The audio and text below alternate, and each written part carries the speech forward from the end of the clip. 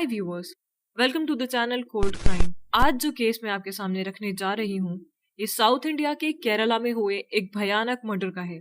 और इस केस की खास बात ये है कि इस केस में जिसका मर्डर हुआ था उसे मरते दम तक नहीं पता चला कि उसके साथ हुआ क्या है।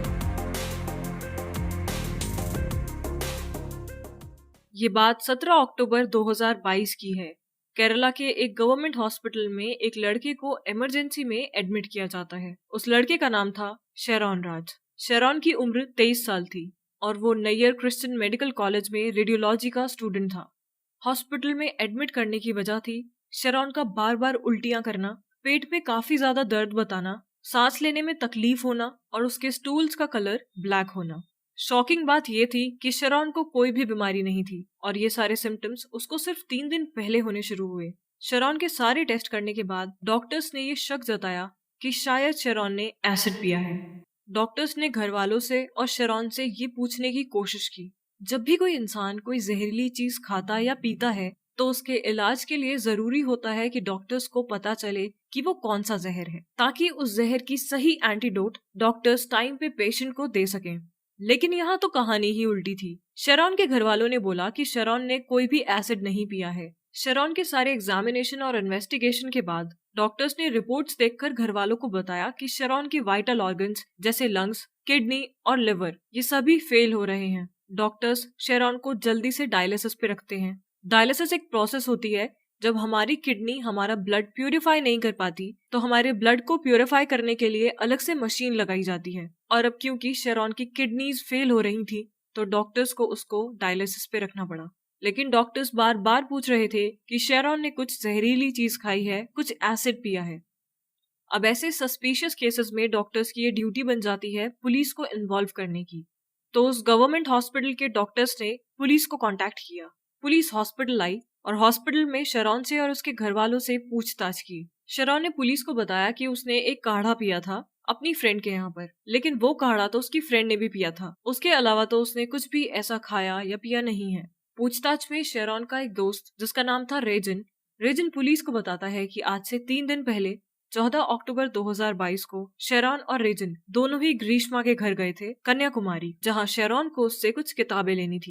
ग्रीष्मा के घर पहुंचने के बाद रेजिन तो ग्रीष्मा के घर बाहर ही खड़ा रहा, लेकिन शेरॉन किताबें लेने अंदर गया था और अंदर लगभग उसे 10 से 15 मिनट लगे थे। और 15 मिनट बाद जब शेरॉन घर के बाहर आया था तो उसे उल्टियां हो रही थी और शेरॉन पूरे रास्ते ग्रीष्मा के घर से अपने घर तक उल्टियां करता हुआ गया था। और शेरॉन जो उल्टियां कर रहा था वो नीले रंग की थी। पुलिस को ये इन्फॉर्मेशन काफी ज्यादा क्रूशियल लगती है। पुलिस ने शेरॉन से पूछा कि ग्रीष्मा और वो कैसे मिले, तो शेरॉन ने बताया कि ग्रीष्मा और शेरॉन दोनों एक ही बस से रोजाना कॉलेज जाया करते थे। वहीं दोनों की मुलाकात हुई, दोस्ती हुई और दोस्ती के बाद प्यार हुआ। तो पुलिस ग्रीष्मा से पूछताछ करने उसके घर जाती है। ग्रीष्मा जो शेरॉन की गर्लफ्रेंड थी वो एक 22 साल की लड़की थी जो कि तमिलनाडु के कन्याकुमारी में रहती थी। वो पढ़ाई में पोस्ट ग्रेजुएशन कर रही थी और ग्रेजुएशन में उसने 4th पोजीशन से कॉलेज टॉप किया था। ओवरऑल ग्रीष्मा एक स्वीट लड़की थी। पुलिस ग्रीष्मा के घर जाकर जब उससे पूछताछ करती है तो ग्रीष्मा पुलिस को बताती है कि जब शेरॉन उसके घर आया था तो वो एक काढ़ा पी रही थी जो वो अक्सर सर दर्द के लिए पिया करती थी। शेरॉन ने उसको चिढ़ाया कि तुम क्या कड़वी चीजें पीती रहती हो, तो उसने मजाक में शेरॉन को बोला कि तुम पी के दिखाओ। शेरॉन ने इस बात को एक चैलेंज की तरह लिया और वो काढ़ा पीने की कोशिश करने लगा। पहली बार में शेरॉन काढ़ा नहीं पी पाया तो उसने दोबारा ट्राई किया और दूसरी चांस में शेरॉन ने वो काढ़ा पूरा खत्म कर दिया, जिसके बाद शेरॉन का टेस्ट काफी ज्यादा कड़वा हो गया था। उसको सही करने के लिए ग्रीष्मा ने उसको मैंगो जूस दिया था और मैंगो जूस पीने के थोड़ी देर बाद शेरॉन को उसी के घर में उल्टी हो गई, जिसके बाद शेरॉन उसके घर से चला गया।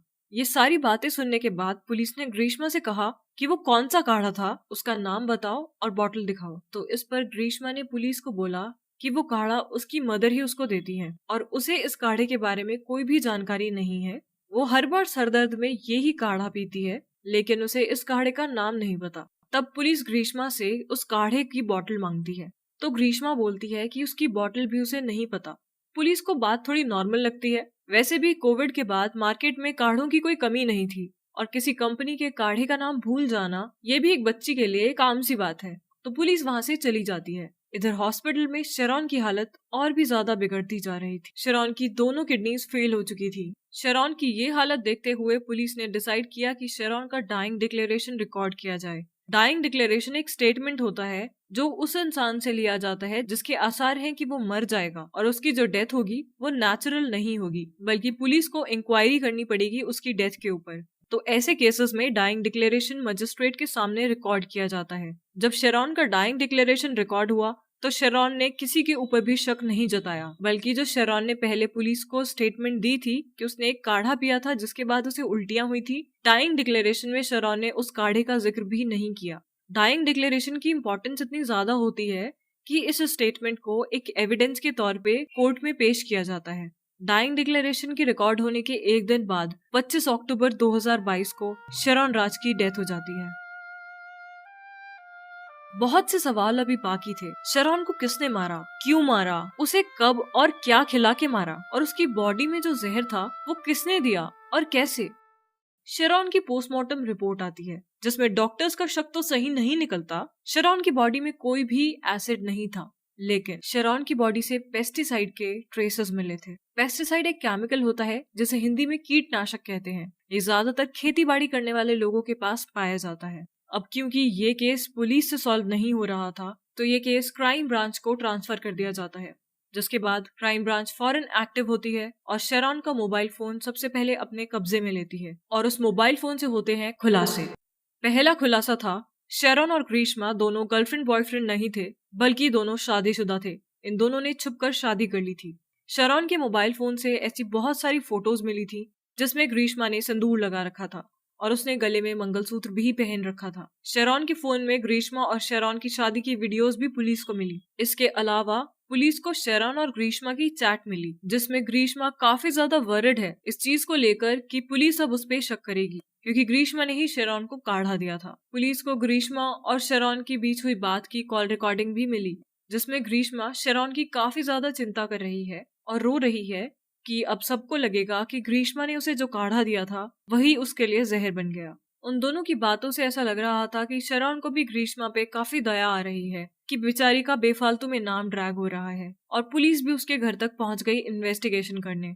चैट में ग्रीष्मा शेरॉन को ये भी बताती है कि वो जो मैंगो जूस मैंने तुम्हें दिया था वो एक्सपायर्ड था और तुम्हारी तबीयत इसीलिए खराब हुई, और हमारे घर एक ऑटो रिक्शा वाला भी आया था जिसको मैंने सेम मैंगो का जूस दिया, उसे भी उल्टियां हुई, लेकिन अब वो ठीक है तो तुम भी ठीक हो जाओगे। अब पुलिस के पास कोई और कड़ी तो थी नहीं, इसीलिए पुलिस ने ऑटो रिक्शा वाले का पता लगाया, लेकिन पुलिस को ऐसा कोई ऑटो रिक्शा वाला मिला ही नहीं जो ग्रीष्मा के घर आया हो और मैंगो जूस पीकर गया हो। जिसके बाद पुलिस ग्रीष्मा के घर दोबारा जाती है। अब की बार ग्रीष्मा अपना स्टेटमेंट चेंज कर देती है। वो कहती है कि वो काढ़ा जो मैंने शेरॉन को दिया था वो मेरी एक रिलेटिव ने मुझे भिजवाया था जिसका नाम है प्रियदर्शनी। पुलिस अब प्रियदर्शनी के पास जाती है।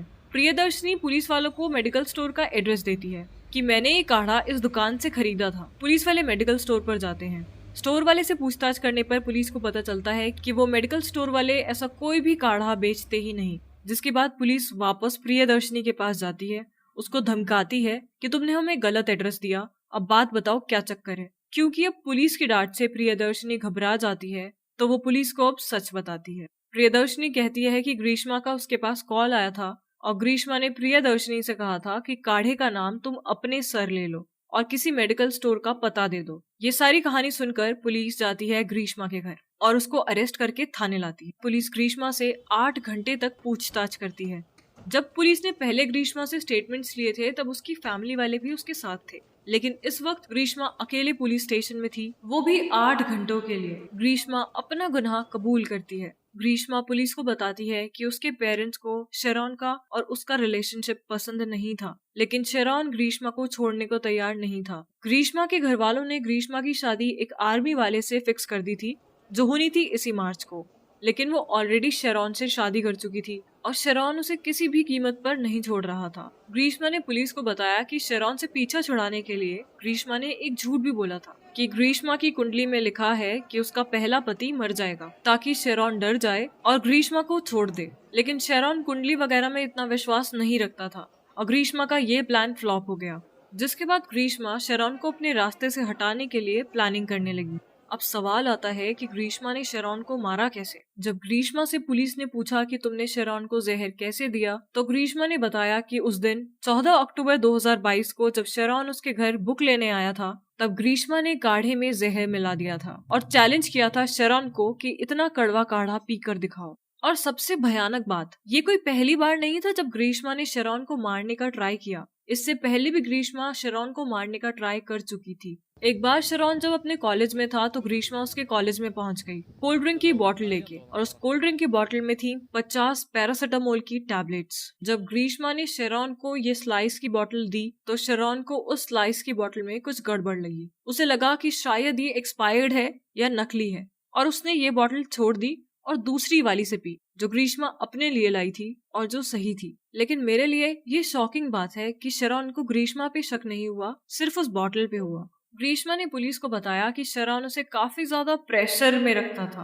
अब किस तरह का प्रेशर है ये तो ग्रीष्मा ने नहीं बताया पुलिस को, लेकिन पुलिस को शेरॉन के फोन से ऐसा बहुत कुछ मिला जो इस प्रेशर को डिफाइन कर सकता है, जैसे ग्रीष्मा की कुछ प्राइवेट फोटोज।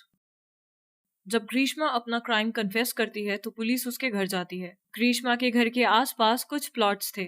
उसके घर के पीछे वाले प्लॉट पे पुलिस को पेस्टिसाइड की एक खाली बॉटल मिलती है। कोर्ट में पेश करने वाले एविडेंस के तौर पर पुलिस के पास रेजन था, जो कि इस क्राइम का अकेला गवाह था कि शेरॉन ग्रीष्मा के घर जब गया था तो एकदम सही था, और जब वो घर के बाहर निकला तो उसे नीले रंग की उल्टियां हो रही थी। पुलिस को ग्रीष्मा के घर के पास से खाली बॉटल भी मिली जिसके अंदर वो सेम पेस्टिसाइड था। ग्रीष्मा और शेरॉन के बीच जो मैसेजेस में और फोन पर बात हुई थी उसमें भी वो दोनों बार बार काढ़े के बारे में बात कर रहे थे, जिसमें ग्रीष्मा साफ साफ नजर आ रही थी शेरॉन को बताते हुए कि उसने इंटेंशनली कुछ भी नहीं किया। और सबसे ज्यादा दुख की बात यह है कि शेरॉन ने ये बात मान भी ली, और पुलिस ग्रीष्मा को तंग ना करे इसीलिए शेरॉन ने अपने स्टेटमेंट में मरते हुए भी ग्रीष्मा का या काढ़े का कोई नाम नहीं लिया।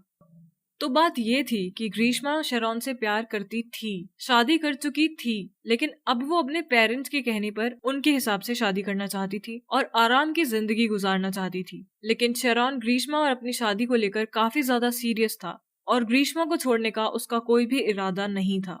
शेरॉन के पास ग्रीष्मा की कुछ प्राइवेट फोटोज थी और ग्रीष्मा तो अब अपना मन बना ही चुकी थी किसी और से शादी करने का, तो इसीलिए ग्रीष्मा को डर होगा कि शेरॉन उसकी प्राइवेट फोटोज गुस्से में लीक ना कर दे, इसीलिए ग्रीष्मा ने शेरॉन को रास्ते से हटाया। इसके बाद ग्रीष्मा को अरेस्ट कर लिया जाता है, और जब ग्रीष्मा को किसी वजह से एक पुलिस स्टेशन से दूसरे पुलिस स्टेशन में शिफ्ट किया जा रहा था तो ग्रीष्मा ने पुलिस वालों से कहा कि मुझे वॉशरूम जाना है, और वॉशरूम जाने के बहाने ग्रीष्मा ने बाथरूम में घुसकर लाइजॉल पी लिया, जिसके बाद बाथरूम से निकलते ही उसको उल्टियां हुई और उसे हॉस्पिटल भेजा गया जहां उसका स्टमक वॉश किया गया और तब जाके उसकी हालत स्टेबल हुई। इसके बाद जो 2 फीमेल पुलिस कांस्टेबल्स ग्रीष्मा के साथ बाथरूम गई थी उन दोनों को अपनी नौकरी से हाथ धो बैठना पड़ा, क्योंकि ये सब उनकी लापरवाही की वजह से हुआ। ऐसे ही रूल होता है कि अगर कोई क्रिमिनल बाथरूम जाने की बात करे तो पहले बाथरूम की चेकिंग होती है और किसी भी क्रिमिनल को बाथरूम की कुंडी लगाना अलाउड नहीं होता। लेकिन इन दोनों पुलिस कर्मियों ने ये दोनों ही बातें नेग्लेक्ट की।